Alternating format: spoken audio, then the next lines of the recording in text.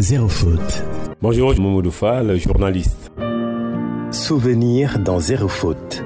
C'était en 92, je pense, que j'ai eu mon entrée en 6e avec une maman enseignante qui te tapait souvent. C'était un peu compliqué et puis tu étais la cible de la classe parce qu'étant un enfant d'enseignante, il ne fallait pas commettre certaines erreurs et surtout montrer peut-être le bon exemple. Ce qui était difficile, moi qui étais un peu farfoulu, turbulent, on me tapait souvent. Par exemple, en dictée, souvent quand la maman me poussait à m'exercer, je ne pouvais pas écrire le mot panier. Je mettais P-A-G-N-I-E-R et au lieu de me corriger, elle prenait le bâton pour me taper. J'étais obligé de soit de changer ou de supprimer. J'enlève le I-E-R pour mettre I-E-T au pif, voilà.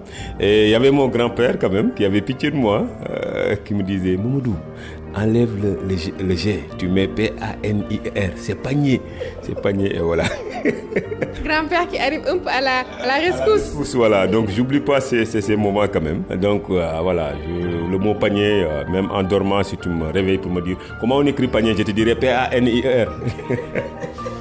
La maman enseignante est passée par là. Ah, tout à fait, avec ses bateaux. Le mot panier est fixé. Vous dites quoi à maman? Merci à maman, merci beaucoup quand même. Parce que grâce à vous, voilà, ces règles-là sont désormais fixées.